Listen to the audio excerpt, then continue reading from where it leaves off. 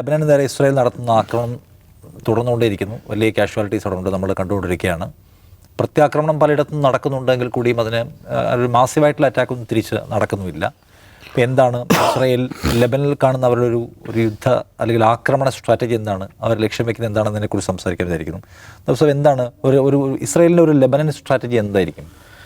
ഇസ്രായേലിൻ്റെ Lebanon strategy എന്നുള്ളത് മൊത്തത്തിൽ ഈ പലസ്തീൻ ടെറിട്ടറീസിൽ അവരെടുത്തുകൊണ്ടിരിക്കുന്ന അത് യുദ്ധം നിലനിർത്തുക. യുദ്ധം ഇങ്ങനെ വെച്ചാൽ ട്രംപ് അധികാരത്തിൽ വരുന്നത് വരെ ഇതിങ്ങനെ നീട്ടിക്കൊണ്ടു പോകണം എന്ന പ്ലാൻ നെതന്യാഹുവിനുണ്ടെന്നാണ് ഞാൻ മനസ്സിലാക്കുന്നത്. അതാണ് ഒരു ഭാഗത്ത്. രണ്ടാമത് ഇപ്പോൾ നമ്മൾ ലെബനനെ കുറിച്ച് സംസാരിക്കുമ്പോൾ തന്നെ ഇപ്പോൾ ഗസയിൽ എല്ലാ ദിവസവും ആളുകൾ കൊല്ലപ്പെട്ടുകൊണ്ടിരിക്കുകയാണ്. ഇപ്പോൾ ഇന്നലെ ഒരു സ്കൂളിലാണ് ബോംബിട്ടിരിക്കുന്നത്. വെച്ചാൽ UN ഇവർ തന്നെ ഡിസൈനേറ്റ് ചെയ്ത സേഫ് ഏരിയ, ഇസ്രായേൽ തന്നെ ഡിസൈനേറ്റ് ചെയ്ത സേഫ് ഏരിയ, ആ സേഫ് ഏരിയക്കകത്തുള്ള UN റൺ ചെയ്യുന്ന സ്കൂളിലൊക്കെയാണ് ബോംബിട്ടിരിക്കുന്നത്. ഒരു ദിവസവും 50-60 ആളുകൾ വെച്ച് അവിടെ കൊല്ലപ്പെടുന്നുണ്ട്. അത് ലോകത്ത് ഇപ്പോൾ ലെബനനിലേക്ക് ശ്രദ്ധ തിരിഞ്ഞുകൊണ്ട് അത് ആളുകൾ അധികം ചർച്ച ചെയ്യുന്നില്ലെന്ന് മാത്രം. ഇതിനേക്കാളൊക്കെ അപ്പുറം നെതന്യാഹുവിനെ സംബന്ധിച്ചിടത്തോളം അദ്ദേഹത്തിൻ്റെ പ്രൈം ഫോക്കസ് ഇതൊന്നുമല്ല, വെസ്റ്റ് ബാങ്കാണ്.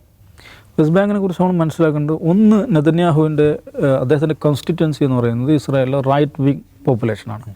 ഈ റൈറ്റ് വിങ് പോപ്പുലേഷൻ്റെ അവരുടെ പല ഡിമാൻഡുകൾ, അതിൽ പ്രധാനപ്പെട്ട ഒരു ഡിമാൻഡ് എന്ന് പറഞ്ഞിട്ടുണ്ടെങ്കിൽ ലാൻഡ് ഇസ്രായേലിൻ്റെ ഭൂമി വർദ്ധിക്കണം, പുതിയ സെറ്റിലേഴ്സിന് പുതിയ കോളനികൾ ഉണ്ടാക്കണം എന്നുള്ളതാണ് അവരുടെ ഒരു കാര്യം. രണ്ടാമത് ഈ വെസ്റ്റ് ബാങ്ക് എന്ന് പറയുന്ന ജിയോഗ്രഫി, വെസ്റ്റ് ബാങ്ക് എന്ന വാക്ക് ഒരു ഇസ്രായേലി പൊളിറ്റീഷ്യനും പ്രയോഗിക്കില്ല. അവർ ജുഡൈ സമേറിയ എന്നാണ് പറയുക. ജുഡൈ സമേറിയ എന്ന് പറയുന്നത് അവരെ സംബന്ധിച്ചിടത്തോളം തിയോളജിക്കലായിട്ടാണ് ഇമ്പോർട്ടൻസ് ഉള്ള ഒരു ജിയോഗ്രഫിയാണ്. അത് നമ്മൾ വെസ്റ്റ് ബാങ്ക് എന്ന് പറയുന്ന ആ പ്രദേശം ജുഡൈ സമേറിയ എന്നാണ് അവർ പറയുന്നത്. അപ്പോൾ ജുഡൈ സമേറിയ അത് ഇന്നവിറ്റബിൾ പാർട്ട് ഓഫ് ഇസ്രായേൽ എന്ന് വിശ്വാസപരമായി കരുതുന്നവരാണ് അവിടുത്തെ ഈ വലതുപക്ഷ ആളുകൾ എന്ന് പറയുന്നത്, സയനിസ്റ്റുകൾ എന്ന് പറയുന്നത്. അപ്പോൾ അദ്ദേഹം നെതന്യാഹു ഇപ്പോൾ ചെയ്തുകൊണ്ടിരിക്കുന്നത് വെസ്റ്റ് ബാങ്കിൽ ഓരോ ദിവസവും ഭൂമി പിടിച്ചെടുത്തുകൊണ്ടിരിക്കുകയാണ്. പലസ്തീനി ഗ്രാമങ്ങളിൽ നിന്ന് ആളുകൾ ആട്ടിയോടിക്കുന്നു, അവിടെ സെറ്റിലേഴ്സ് പോകുന്നു, സെറ്റിൽമെൻറ്റുകൾ വർദ്ധിപ്പിച്ചുകൊണ്ടിരിക്കുകയാണ്. അത് അദ്ദേഹത്തിൻ്റെ ഈ പറയുന്ന റൈറ്റ് വിങ് കോൺസ്റ്റിറ്റ്യൂൻസി ആയിട്ടുള്ള പുള്ളിയുടെ കണക്റ്റ്, ആ ഒരു ബോണ്ട് കൂടുതൽ വർദ്ധിപ്പിക്കും. അപ്പോൾ അദ്ദേഹത്തെ സംബന്ധിച്ചിടത്തോളം രാഷ്ട്രീയമായി ഒരു സ്ഥിര നിക്ഷേപം, ഒരു ഫിക്സഡ് ഡെപ്പോസിറ്റാണ്. അതുകൊണ്ട് വെസ്റ്റ് ബാങ്കിലാണ് യഥാർത്ഥ നെതന്യാഹു ഏറ്റവും കൂടുതൽ ഫോക്കസ് ചെയ്തുകൊണ്ടിരിക്കുന്നത്. ലോകം അത് ശ്രദ്ധിക്കുന്നില്ലെന്ന് മാത്രം. മെനിയാന്ന് നടന്ന സംഭവം, റമല്ലയിൽ പ്രവർത്തിക്കുന്ന അൽ ജസീറയുടെ ബ്യൂറോ, അവിടെ ബ്യൂറോ ചീഫ് ലൈവ് നൽകിക്കൊണ്ടിരിക്കുകയാണ് പട്ടാൾക്കാർ കയറി വരുന്നത്. എന്നിട്ട് ഒരു നിർത്തണം എന്ന് പറയുകയാണ്.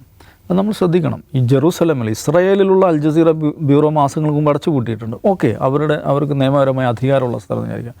റമല്ല എന്ന് പറയുന്നത് എന്താണ്, ഇവർ അനുവദിച്ചു എന്ന് പറയുന്ന സ്വതന്ത്ര ഫലസ്തീൻ്റെ തലസ്ഥാനമാണ് റമല്ല. പലസ്തീനി പ്രസിഡൻറ്റിൻ്റെ ആഫീസ് കിടക്കുന്ന അവിടെയാണ് ടാങ്കുമായിട്ട് ചെന്നിട്ട് എന്ന് പറഞ്ഞാൽ മറ്റൊരു രാജ്യത്തിൻ്റെ അല്ലെങ്കിൽ മറ്റൊരു ടെറിട്ടറിയുടെ തലസ്ഥാനത്ത് പോയിട്ട് അവിടെ പ്രവർത്തിക്കുന്ന ഒരു മാധ്യമ സ്ഥാപനം പട്ടാളത്തെ ഉപയോഗിച്ച് അടച്ചുപൂട്ടുന്നു. ഇതൊന്നും ലോകത്തൊരു ചർച്ചയാകുന്നില്ലല്ലോ. മാധ്യമ സ്വാതന്ത്ര്യത്തെക്കുറിച്ച് സംസാരിക്കുന്ന ആളുകൾ ആവിഷ്കാര സ്വാതന്ത്ര്യം ഒരു വിഷയമേ ആകുന്നില്ല. അപ്പം നെതന്യാഹുവിനെ സംബന്ധിച്ചിടത്തോളം ഏറ്റവും പ്രധാനപ്പെട്ട ഫോക്കസ് വെസ്റ്റ് ബാങ്കാണ്. വെസ്റ്റ് ബാങ്കിൽ പരമാവധി ഭൂമി പിടിച്ചെടുക്കുക എന്നുള്ളതാണ്. അതിന് ഈ പറയുന്ന നോർത്തിലും സൗത്തിലും നടക്കുന്ന, ഗസയിലും ലെബനനിലും നടക്കുന്ന ആക്രമണങ്ങൾ അദ്ദേഹം മറയാക്കുന്നുണ്ട്. ഇപ്പോൾ യുദ്ധം നീട്ടിക്കൊണ്ടു പോകുക എന്നുള്ളത് തന്നെയാണ് അത് നടക്കും. ഇപ്പം വരുമ്പോൾ അവിടുത്തെ ഒരു റേഡിയോ സ്റ്റേഷൻ, കാൻസ് എന്ന് പറയുന്ന റേഡിയോ സ്റ്റേഷൻ പുറത്തുവിട്ട വാർത്ത, ലെബനനിലേക്കുള്ള കരയുദ്ധവും എപ്പോഴും തുടങ്ങിയേക്കാം എന്നുള്ളതാണ്. ഇത് കൂടുതൽ സങ്കീർണമായി പോകും, ട്രംപ് അധികാരത്തിൽ വരുന്നവർ പോകും. പക്ഷേ അതുകൊണ്ട് ഞാൻ ഇന്നലെ പറഞ്ഞിരുന്നു, ഇതുകൊണ്ട് ഈ റെസിസ്റ്റൻസ് അവസാനിക്കുമെന്ന് വെച്ചിട്ടുണ്ടെങ്കിൽ ഞാൻ പറഞ്ഞു, ഹിസ്ബുള്ള എന്ന പാർട്ടി ഉണ്ടായത് തന്നെ ഇസ്രായേൽ സദേൺ ലെബനോണിൽ കയറിയപ്പോഴാണ് 1985. ഹമാസ് എന്ന് പറയുന്ന സംഘടന 1987 ഉണ്ടായത് തന്നെ ഇസ്രായേലിൻ്റെ അധിനിവേശത്തെ ചെറുക്കാനാണ്. അപ്പം ആക്രമണം കടുപ്പിക്കുന്നത് കൊണ്ട് പ്രതിരോധം ഇല്ലാതാവുമെന്ന് ഇസ്രായേൽ വിചാരിക്കുന്നുണ്ടെങ്കിൽ അത് മണ്ടത്തരം മാത്രമാണ്. ഇത് ഇസ്രായേലിലേക്ക് വ്യോമാക്രമണം നടത്തിയ ദിവസം, ഒരൊറ്റ ദിവസത്തിലാണ് 1600 ടാർഗറ്റുകൾ ഹിറ്റ് ചെയ്തെന്നാണ് ഇസ്രായേൽ ഔദ്യോഗികമായിട്ട് അറിയിച്ചത്. അന്ന് യോബ് ഗാലൻ്റ് നടത്തിയൊരു പ്രസ്ഥാനമുണ്ട്, പ്രതിരോധ മന്ത്രി നടത്തിയ പ്രസ്ഥാനമുണ്ട്. 20 വർഷം കൊണ്ട് ഹിസ്ബുള്ള കെട്ടിപ്പടുത്ത സന്നാഹങ്ങളെല്ലാം ഞങ്ങൾ കഴിഞ്ഞ മണിക്കൂറുകൾ കൊണ്ട് തകർത്തിരിക്കുന്നു. ആ പറയുന്നതിലൊരു ലോജിക്, അത്രക്ക് ഭീമാകാരമായ ആക്രമണമാണ്. ചെറിയ ന്യൂക്ലിയർ ബോംബ് വരെ ഉപയോഗിച്ചുവെന്ന് പല അന്താരാഷ്ട്ര മനുഷ്യാവകാശ സംഘടനകളും ആക്രമണത്തെക്കുറിച്ച് പറയുന്നുണ്ട്. ന്യൂക്ലിയർ ബോംബുകൾ, ചെറിയ സ്വഭാവത്തിലുള്ള ന്യൂക്ലിയർ ബോംബുകൾ ഉപയോഗിച്ചു. അതിഭീകരമായ ആക്രമണമാണ്. 1600 ടാർഗറ്റുകളാണ് ഒറ്റ സമയം ഹിറ്റ് ചെയ്തത്.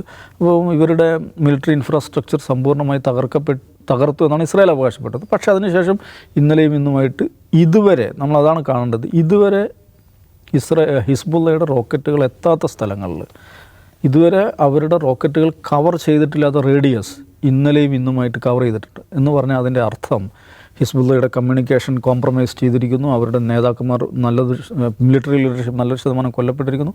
പക്ഷെ അപ്പോഴും അവരുടെ മിലിറ്ററി കേപ്പബിലിറ്റീസ് സമ്പൂർണ്ണമായി തകർത്തു എന്ന് പറയുന്ന യോബ് ഗാലന്റിൻ്റെ അവകാശവാദം അത് പൊള്ളയാണെന്നുള്ളതാണ്. കാരണം അവർ നിരന്തരമായിട്ട് മിസൈലുകൾ, ഇതുവരെ എത്താത്ത റേഞ്ചിലുള്ള മിസൈലുകൾ അയച്ചുകൊണ്ടിരിക്കുന്നുണ്ട്.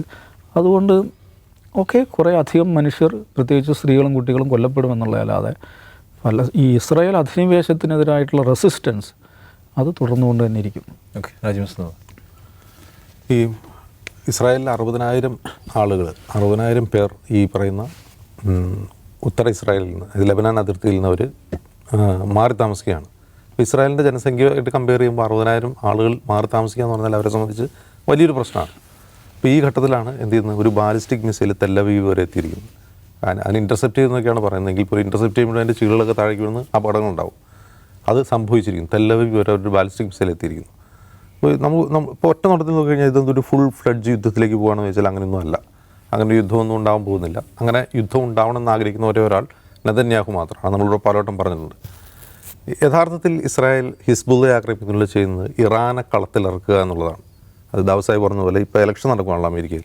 അമേരിക്ക ഇലക്ഷൻ നടന്നു കഴിഞ്ഞാൽ പുതിയ ഭരണകൂടം വരും. ആ ഭരണകൂടം വരുമ്പോൾ അമേരിക്കയുടെ കുറേ കൂടി സപ്പോർട്ട് തങ്ങൾക്ക് ലഭിക്കണം. കുറേ കൂടി സപ്പോർട്ട് എന്ന് പറഞ്ഞാൽ ഒരു റീജിയണൽ വാർ ഉണ്ടാവുകയും അമേരിക്കയുടെ പടക്കപ്പൽ ഉൾപ്പെടെ വന്നുകൊണ്ട് തങ്ങളെ സഹായിക്കുകയും ചെയ്യുന്ന ഒരു സിറ്റുവേഷൻ ഉണ്ടാക്കുക എന്നുള്ളതാണ്.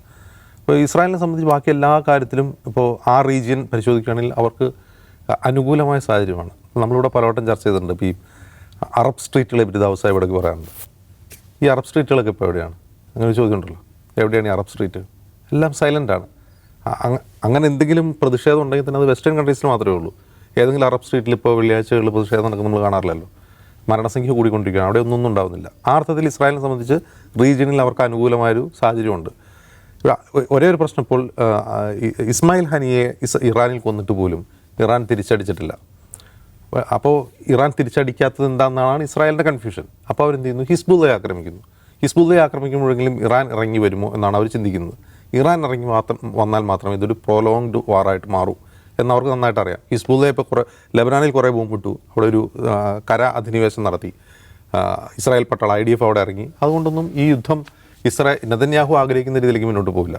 അപ്പോൾ പരമാവധി ഇറാനെ ഇറക്കുക എന്നുള്ളതാണ് ഒരു തന്ത്രം. പക്ഷേ ഇറാൻ എന്താണ് ചെയ്യുന്നത്? ഇറാനെ സംബന്ധിച്ച് ഇപ്പോൾ ഇറാൻ്റെ ഏറ്റവും മിതവാദിയായ ഒരു പ്രസിഡൻ്റാണ് ഇപ്പോൾ തിരഞ്ഞെടുക്കപ്പെട്ടുള്ളത്. ഇപ്പോൾ UN ജനറൽ അസംബ്ലി നടന്നുകൊണ്ടിരിക്കുകയാണ്.